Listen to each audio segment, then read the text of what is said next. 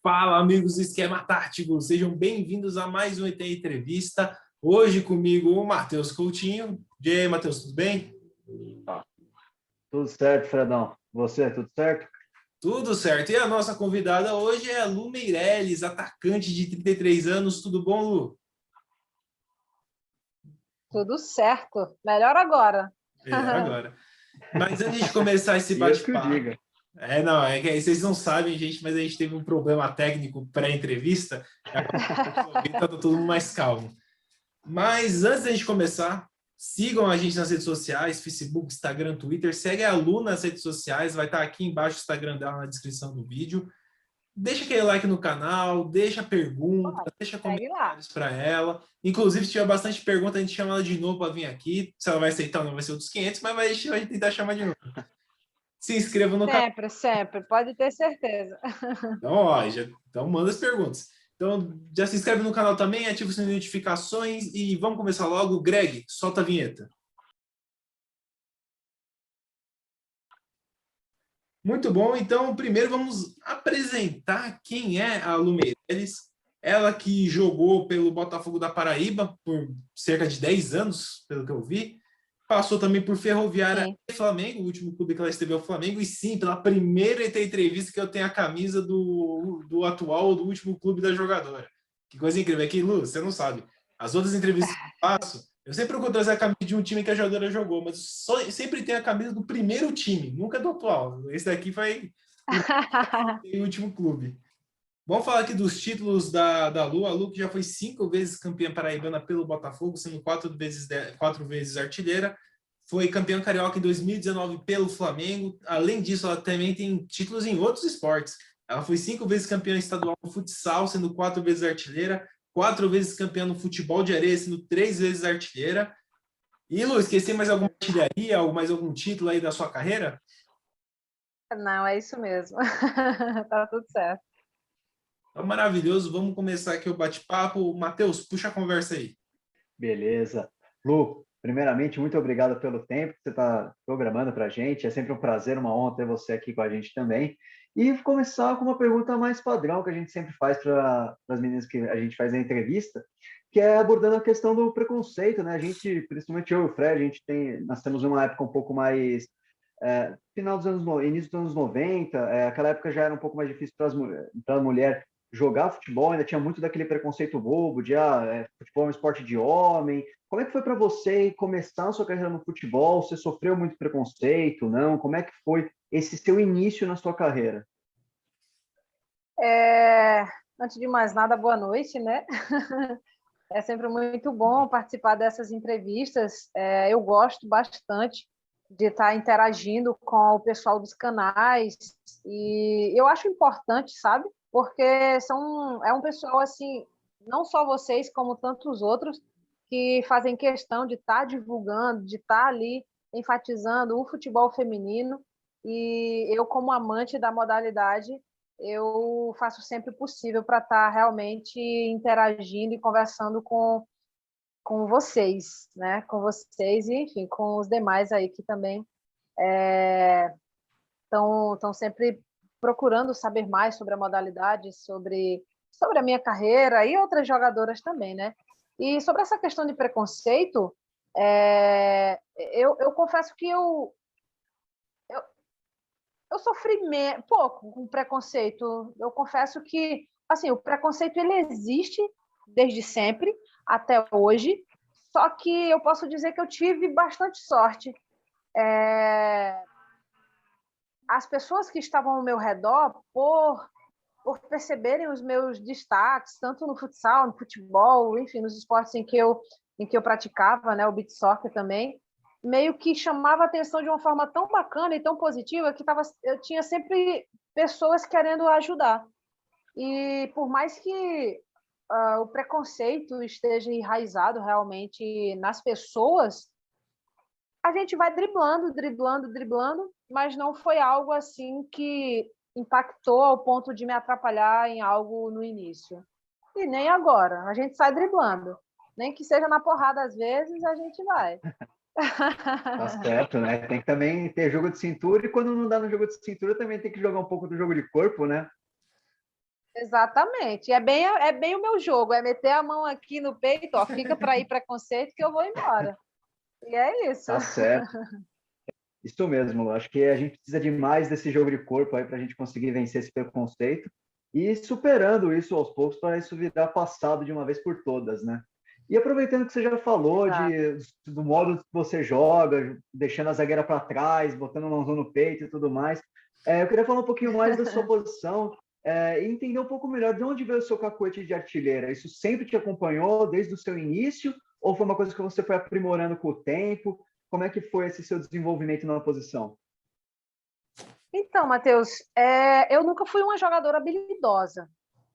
Só que eu sempre me destaquei pelo meu porte físico. Eu sempre fui uma menina grande. Desde criança, eu sempre parecia ter mais idade do que realmente eu tinha. E nos esportes em que eu praticava, eu acabava sempre levando vantagem nessa questão da força e do porte físico. Então, eu não tinha habilidade, mas eu tenho muita fome de gol desde sempre, assim. Eu, tipo, amo esporte com bola e eu quero pegar a bola, eu quero sempre estar com a bola. Então, essa fome de gol e essa força faz você virar bicho. É tipo, eu quero a bola e quem ficar para trás, que fique para trás. Então, eu acho que eu acabei me destacando muito por conta dessa questão, sabe? Porque eu não era habilidosa, mas toda oportunidade que eu tinha com a bola, eu chutava gol. Então, assim, isso no futsal, até a quadra mais certinha em termos de medição, é, chute forte, cara. Como assim? Eu sempre fui grande, eu sempre tive o chute forte. De onde eu tinha espaço, eu chutava. Eu fazia muito gol assim. Porque é meio assim, tá longe, meio que o adversário nem sempre imagina que você vai tentar o chute, entendeu? E eu chutava muito. Então, qualquer espaço que eu tinha, isso é no campo, no futsal, no beach soccer, qualquer espaço que eu tinha, eu livrava da marcação e já tentava o chute. Então, eu fazia muito gol dessa forma. Chegava a me chamar de touro, de trator e tudo mais. No início eu ficava chateada com esses apelidos, depois eu comecei a achar bacana. Eu falei, nossa, muito legal. Aí, enfim, os gols sempre saíram muito mais por conta dessa minha fome de gol, de abrir o chutor, do que habilidade ou qualquer outra coisa. Inclusive, no futebol, eu sofri um pouco assim que eu cheguei na Ferroviária e no Flamengo, porque essa fome de gol era tão grande que as meninas ficavam zucrinando meus ouvidos. Toca a bola, toca a bola. Às vezes você chuta em cima do jogador, da jogadora, tal, não sei o que, podendo tocar. Só que o ímpeto de fazer o gol era tão grande que era muito isso, sabe? Aí, aos poucos, eu fui dosando e foi dando certo também. Só que chegou um ponto que tinha momento que eu pensava, caramba, era para ter chutado. Eu vou e busquei o passe. Aí a jogada não deu segmento. Aí eu fico querendo sempre jogar do meu jeito. Abriu, chutou. E é isso. Não, legal. E você começou a jogar futebol de campo um pouco, entre aspas, tarde, né? Com 19 anos. Tarde, tarde, Antes disso, você passou por outros tarde, esportes, sim. como o vôlei, o futsal, o futebol de areia. E por que você escolheu? Você já estava no sangue que ia ser uma esportista. Isso aí já estava claro que ia ser atleta. Por que você escolheu o futebol de campo entre todos esses esportes que você praticou, inclusive antes do futebol de campo? É, o vôlei eu pratiquei na adolescência, né, num programa social que eu participava na minha cidade. E o futsal, na verdade, quando eu saí da minha cidade, da cidade onde minha mãe mora, que é uma cidade pequena, e vim morar e jogar em João Pessoa, que é a capital onde eu moro hoje, durante o ano eu participava das 3 competições, das 3 modalidades. Início do ano normalmente tinha o futsal, no meio do ano normalmente tinha o futebol, no final do ano normalmente tinha o beach soccer. Às vezes caía 2 competições no mesmo período, mas dava para conciliar. Na medida que eu fui praticando esses esportes, eu percebi que o futebol me mostrava mais possibilidade de ganhar dinheiro fazendo o que eu amava. Eu amava fazer gol, eu amava jogar, eu queria mais tempo para me dedicar a isso. Então, eu vi no futebol uma chance de viver daquilo. Foi por isso que eu abri mão do futsal e do futebol de areia, para poder buscar possibilidades de jogar futebol de alto rendimento. E graças a Deus deu certo, mas não foi mole. 10 anos de luta. Imagina, inclusive, falando em 10 anos, você ficou 10 anos no Botafogo da Paraíba. Como é que é a sua relação com o clube? Como é que foi esse namoro, esse casamento com o Botafogo da Paraíba? Eu vou confessar aqui uma parada para vocês que eu acho que eu nunca falei em entrevista nenhuma, mas eu acho que a gente ganha as pessoas quando a gente é sincera.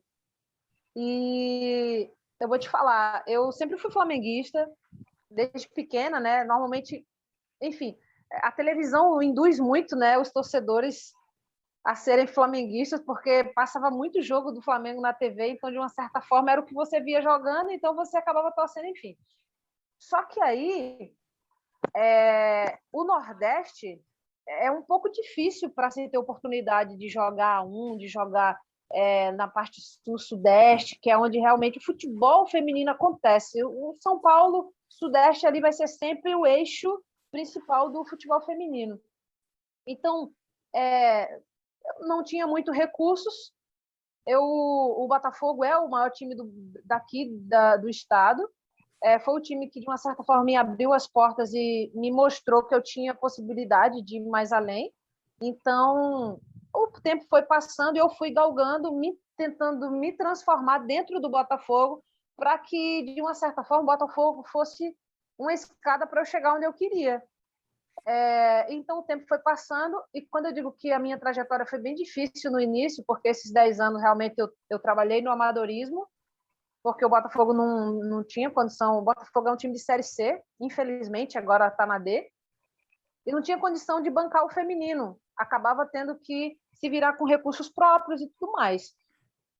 E o tempo foi passando e eu fui vendo no Botafogo a possibilidade de continuar me destacando e conseguir o que eu queria, que era jogar, era ser profissional e, quem sabe, uma seleção. A seleção veio, a convocação para a seleção veio, eu ainda estando no Botafogo, que isso para mim foi surreal. Surreal, assim.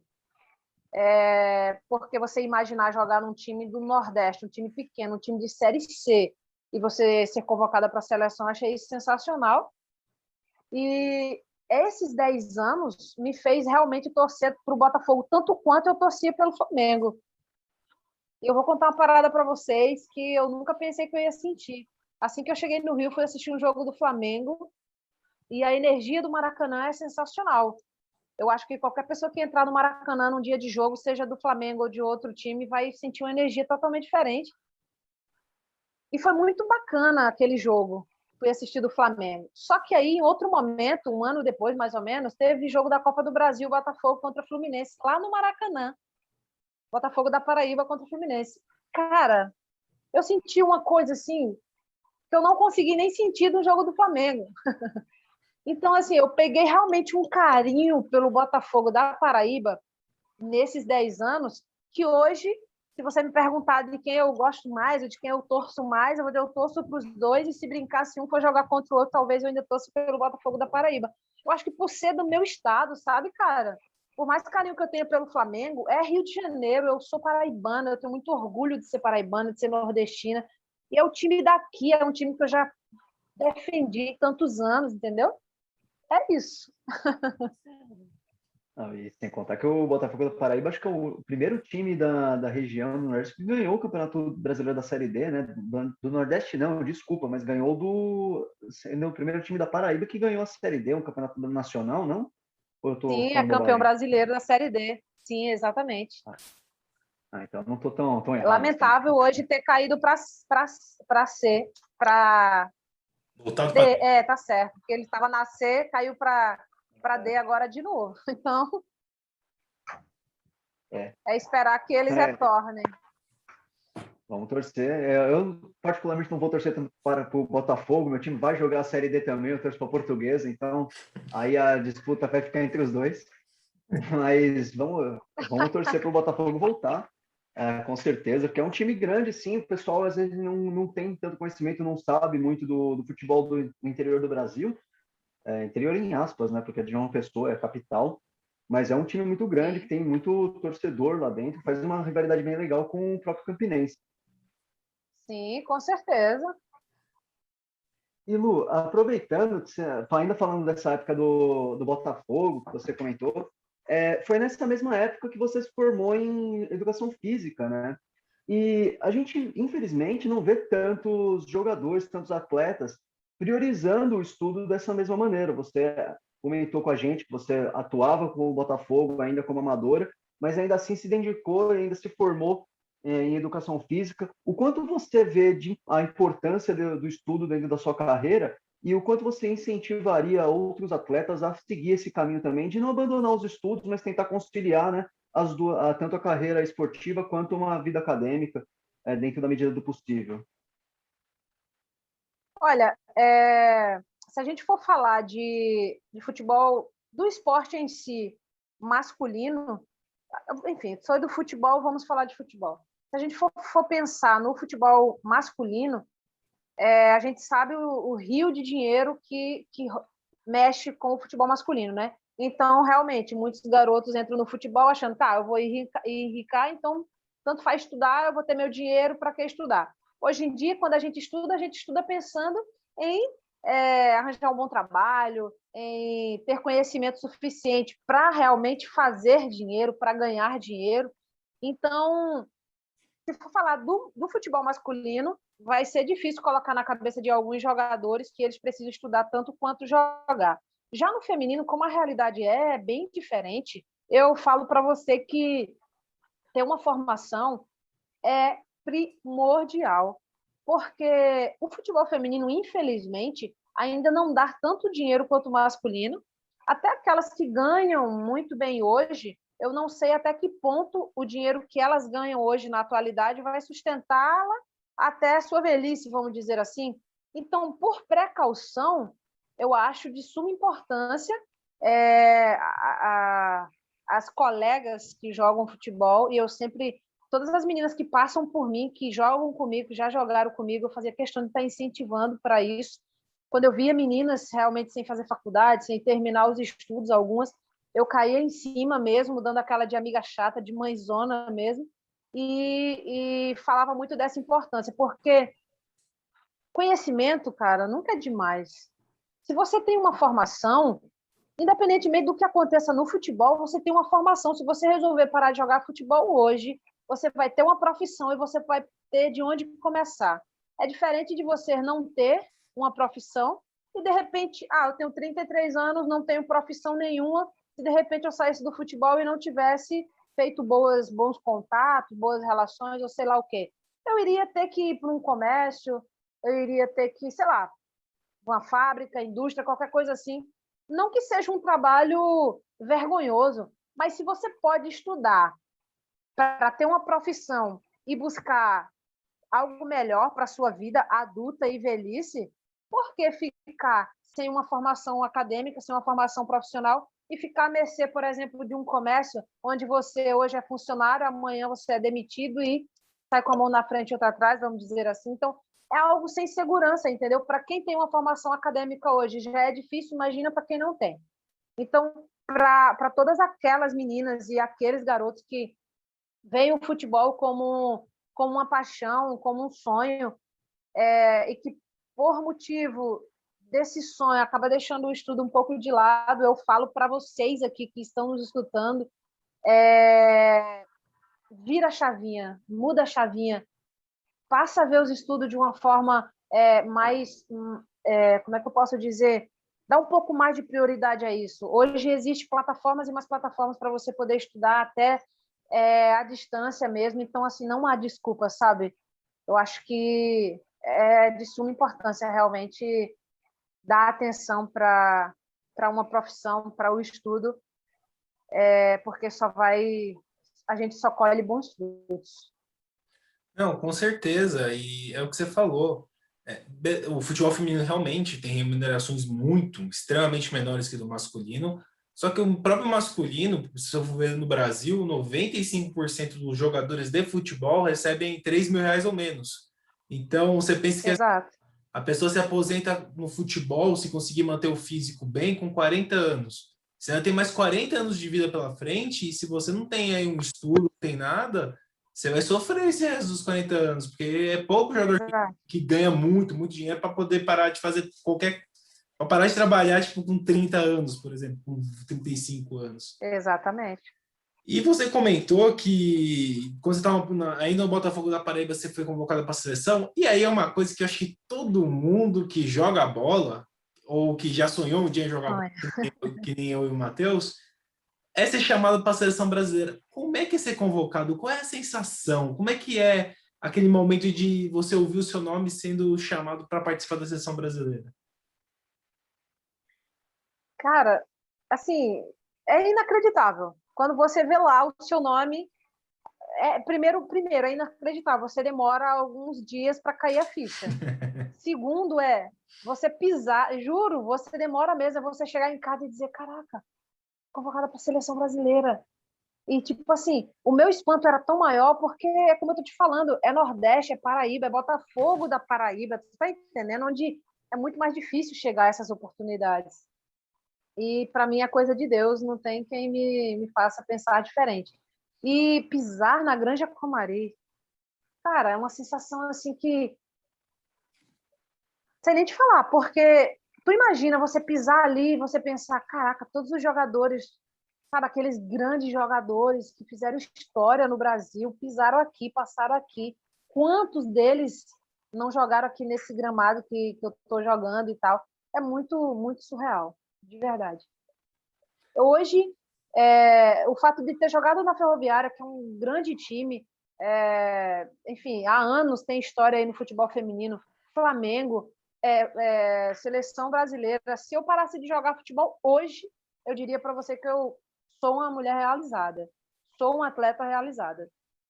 Não, acho que com certeza, acho que o sonho de todo atleta, o ápice é poder ser convocado, ser chamado para a seleção do seu país. Eu acho que isso talvez seja o maior reconhecimento que o atleta pode ter, ser chamado para defender o seu país. E assim, a seleção brasileira, assim, por mais que o futebol feminino por muitos anos não tenha tido investimento, que agora recentemente começou a ter mais mídia e tudo mais, mesmo assim o ataque da seleção brasileira feminina sempre foi difícil, sempre foi concorrido. Então, eu queria saber o que, por exemplo, em outros esportes que você fez, como futsal e futebol de areia, te trouxe de técnica, te trouxe de algum tipo de habilidade para te destacar e fazer você chegar à seleção brasileira? O que outros esportes ajudam o atleta de futebol de campo a se desenvolver melhor, a ser mais completo? Eu acho que jogar futebol, futsal e beach soccer no mesmo ano, no mesmo período, assim como eu passei alguns anos aqui na Paraíba jogando, só agrega, né? Porque o futsal tem um jogo mais rápido, você obrigatoriamente precisa ter tomadas de decisões mais rápido e tudo mais. Então, acho que essa coisa, essa essência do futsal dentro do campo ajuda muito, até porque eu nunca fui uma jogadora muito habilidosa, mas no futsal, obrigatoriamente, você tinha que se virar. Eu acho que jogar futsal e depois seguir carreira no futebol muito me ajudou nessa questão de agilidade, de melhorar essa coisa que eu não tinha muito, entendeu? Já no futebol de areia, eu acho que o que muito me ajudou mesmo foi a questão física, porque quando você sai do campo para ir para a areia, você precisa um pouco mais de habilidade para, assim, não dá para conduzir bola, por exemplo, na areia como você conduz no campo ou na quadra. Então você precisa ter algumas técnicas específicas para isso. E a questão física mesmo que você adquire jogando futebol de areia, eu acho que essas duas coisas, do futsal e do futebol, agregou bastante quando eu passei realmente a jogar só futebol. E quando eu fui para a seleção, eu ainda estava jogando realmente futsal e futebol de areia também. Eu acho que tudo isso foi bem positivo. Perfeito. Realmente, a gente sempre fala, né, do quanto que o futsal, né, os atletas hoje perdem um pouco nessa velocidade de raciocínio por conta de não jogarem futsal como base antes, né? É uma coisa recorrente que a gente acaba comentando com uma certa frequência aqui no canal. E saindo um pouquinho agora da questão do futebol, falando um pouco mais da sua vida profissional, você também, além de jogadora, também atua como personal, então já tem aí uma segunda carreira. Como é conciliar essas duas carreiras, tanto a de jogadora quanto a de personal trainer, que veio da sua formação como educadora física? Quando eu morava na Paraíba, aqui na Paraíba, eu conseguia realmente conciliar os treinos e jogos com o Botafogo com as minhas aulas e meus trabalhos de personal. Na Ferroviária e no Flamengo não consegui conciliar isso. O máximo que dava para fazer era assessoria, mas acabou não sendo tão efetivo quanto o trabalho que eu fazia aqui na Paraíba. E é muito bacana poder realmente fazer isso, porque a educação física não foi uma profissão, não foi um curso que eu escolhi por escolher, por falta de opção. Eu tinha um monte de cursos que eu me formei com bolsa integral, já por conta do futsal, eu era atleta da faculdade e me formei com bolsa integral, isso foi incrível também, na época eu não tinha nem condição de pagar, para lhe ser sincera, e eu tinha opções de cursos, e eu escolhi a educação física e na medida que eu fui realmente estudando, eu percebi que a educação física é sensacional. Tem gente que vê a educação física como um esporte, um curso que só mexe com esporte, com bola, com isso, com aquilo. A educação física é muito mais do que isso. A educação física é um curso da área de saúde. O professor de educação física hoje está inserido no quadro de profissionais de unidades básicas de saúde. Então, o nosso curso é um curso importantíssimo para a área de saúde. Afinal de contas, muitas vezes as pessoas pensam em indivíduos lesionados, vamos dizer assim, só pensam no fisioterapeuta. Mas o fisioterapeuta trabalha com a reabilitação, mas depois todo o processo é com o profissional da educação física. Então, as pessoas têm uma visão errada, às vezes, dessa profissão por achar que é só jogo de bola, é só esporte e mais nada. E a educação física vai muito mais além. E eu trabalhei durante vários anos como personal, e é incrível você trabalhar no dia a dia das pessoas, seu trabalho.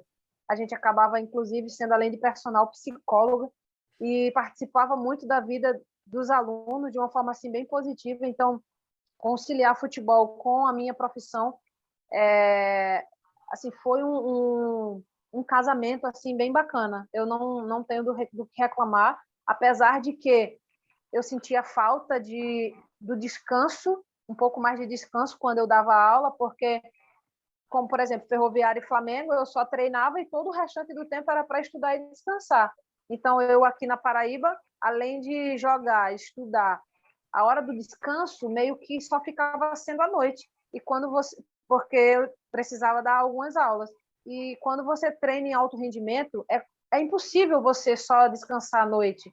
O corpo ele não recupera, o músculo ele não recupera da forma que deveria recuperar. Então, por mais que assim, eu amo a educação física e as aulas de personal que eu sempre dei aqui, mas quando se trata de futebol de alto rendimento, esporte de alto rendimento, seria necessário realmente deixar de lado um pouquinho e realmente só voltar a fazer isso quando eu, de fato, resolver ficar aqui na Paraíba de vez. Legal. Agora a gente vai aqui para a penúltima pergunta. E o meu questionamento é quando você já estava no Flamengo, quando você já chegou no Rubro Negro, chegou no seu time de coração, tudo mais, você teve um início impressionante. Você teve 14 gols em 11 jogos e aí veio a paralisação do futebol. O quanto você acha que a paralisação atrapalhou na sua sequência, na sua continuidade no Flamengo? Olha, eu acho que assim as coisas aconteceram e foi negativo para todo mundo. Para mim, eu não acho que a paralisação foi crucial assim, inclusive para minha saída, por exemplo, porque eu realmente cheguei, sei lá, no segundo jogo já fiz gol, né? E foi um gol importante porque foi um gol de um empate, o time estava perdendo, eu entrei, fiz o gol, então foi um gol bem bacana, com um certo grau de importância, vamos dizer assim, para mim e para o time também, né? Porque era uma situação que, poxa, ia perder para um time pequeno, por exemplo. O Vitória da Bahia era um time pequeno perto da camisa do Flamengo. Então foi um jogo bem bacana, bem importante. E depois daquele jogo eu realmente achei que iria ter bastante espaço no Flamengo. Só que esse espaço não veio, na verdade. Apesar de eu ter esses números, eu não tive muita oportunidade no Flamengo. Eu acho que foi um dos motivos cruciais para eu ter saído, inclusive. Eu fui dispensada, para ser bastante sincera, não tenho motivos para esconder detalhes aqui. Apesar de ter bons números, eu sonhei com um pouco mais de oportunidade. Eu sabia que eu conseguia dar um pouco mais. Eu tenho certeza que essa minha fome de gol, essa minha gana de gol e toda essa escada que eu subi até chegar ao Flamengo sempre me deu muita força para buscar título, para buscar gol. E eu não tive realmente as oportunidades no Flamengo que eu gostaria de ter. Joguei pouco, porque eu passei 2 anos no Flamengo e eu tenho poucos jogos jogados. Eu fui relacionada para praticamente todos os jogos, mas jogados eu tenho poucos jogos. Então, eu sei que cada treinador, cada comissão tem suas preferências. Eu sei que, às vezes, um jogador agrada a um determinado treinador ou comissão, às vezes não agrada. E eu sinto falta de ter tido mais oportunidade, porque eu acho que eu teria conseguido fazer muito mais. Eu acho que esses 5 títulos que eu consegui com o Botafogo, essas 4 artilharias, eu acho que um pouco dessa coisa grande que eu vivi com o Botafogo da Paraíba, eu acho que eu conseguiria viver nesses 2 anos com o Flamengo próximo disso. Mas eu sinto que eu não tive as oportunidades que eu gostaria, e foi tão tal que agora, há 2 meses atrás, mais ou menos, a comissão me dispensou, alegando falta de rendimento. Só que todas as vezes que eu tive oportunidade, eu fiz meu papel, vamos dizer assim, eu poderia ter feito muito mais. Talvez se eu tivesse tido mais oportunidade, porque foram 11 jogos jogados, mas foram poucos minutos em campo. E foi isso. Entendi, você tem números bons, que nem eu falei antes, a Paralisação tinha 14 gols em 11 jogos, números excelentes para um atacante, para quem joga na posição avançada. Exatamente. Mas, enfim, acontece, né? Às vezes você não agrada como gostaria e vida que segue. De repente eu posso vir a agradar um outro técnico, outra técnica futuramente e bola para frente. Sem dúvida, né, Lu? No final, a gente tem que sempre ter na nossa mente que quem perde é a outra pessoa, né? Como os seus números propriamente falam por você, né? 10, jogou 11 jogos, marcou 14 gols, quer dizer, uma média maior do que um gol por jogo. Acho que em algum outro momento, algum outro treinador vai ver em você um valor que, de repente, naquela comissão não foi visto, né? As oportunidades com certeza vão acabar aparecendo. Até pelo seu próprio currículo já mostra isso. Para a gente encerrá-lo, você também é concursada, sargento da Marinha, é sargento que fala, né? Não tem Sargento. Sim, é no masculino mesmo. Tem esse pequeno problema de gramática também. Mas você é sargento Todo da mundo Marinha, se confunde. concursado. Então, porque não tem, né? É difícil, você não lembra que não tem esse probleminha. Mas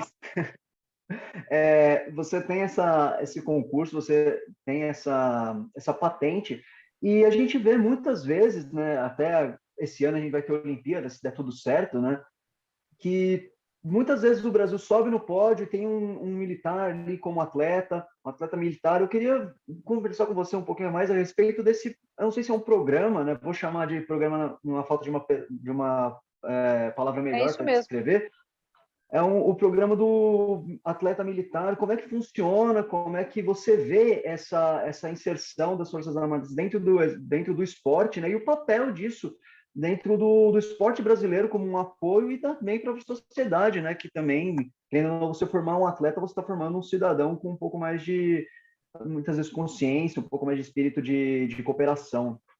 Sim.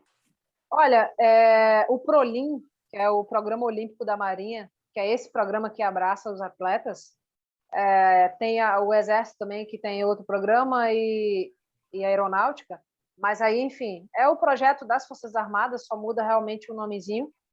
Eu acho sensacional, porque é um apoio realmente para muitos atletas, tem muitos atletas com potencial incrível, que nunca tiveram um bom padrinho, que nunca tiveram um bom patrocinador, e quando as Forças Armadas entram na nossa vida, nos dá uma certa segurança, sabe? Para realmente a gente treinar ali tudo que a gente precisa treinar para brigar por medalhas, por títulos em geral. E eu realmente continuo sendo sargento da Marinha, porém está com prazo de validade aí para vencer, porque essa parceria Flamengo-Marinha, a gente só é atleta militar enquanto a gente está no clube que tem essa parceria. A partir do momento que eu saio do Flamengo, também deixarei de fazer parte desse projeto da Marinha. Mas é um projeto assim que eu acho essencial.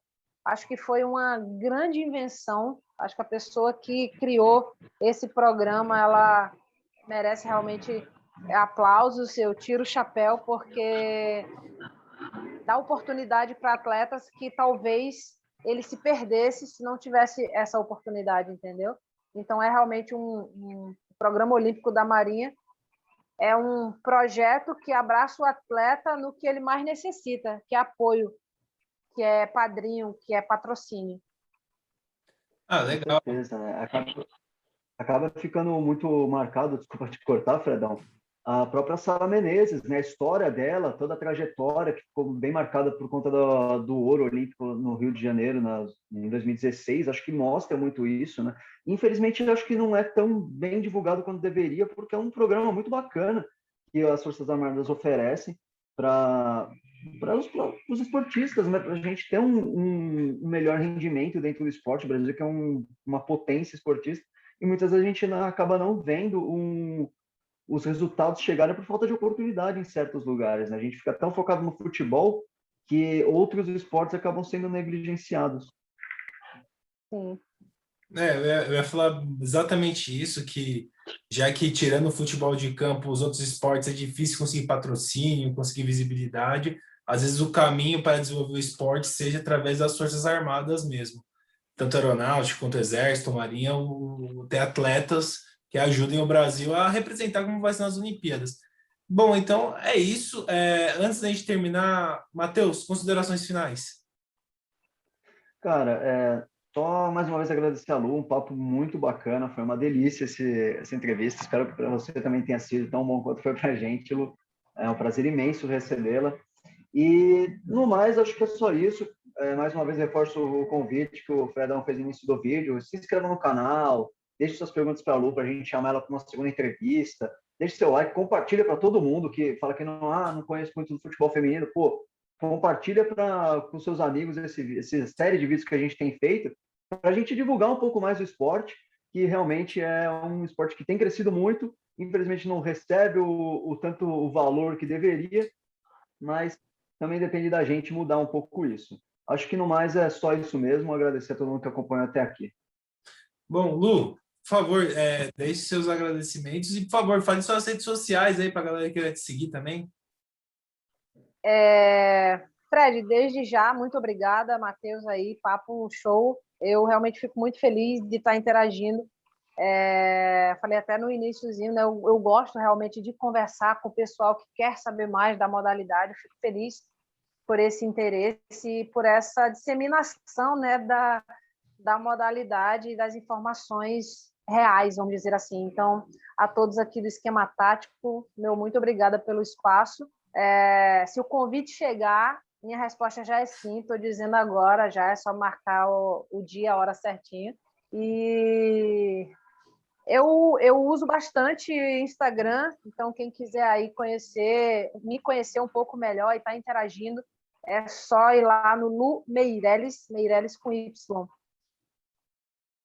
E você vai ficar por dentro aí de tudo que a Lu Meireles faz, porque a Lu Meireles gosta de cozinhar, a Lu Meireles gosta de ser blogueirinha, a Lu Meireles gosta de jogar futebol, então tem um monte de coisas aí bem bacanas que eu interajo bastante no Instagram e faço questão também de responder os directs, é muita galera, muita gente me abordando lá no direct, então estou sempre conversando com o pessoal por lá também. Então, tem curiosidade, quer conversar, fala lá comigo que a gente vai conversar. E minhas saudações aqui a todos vocês.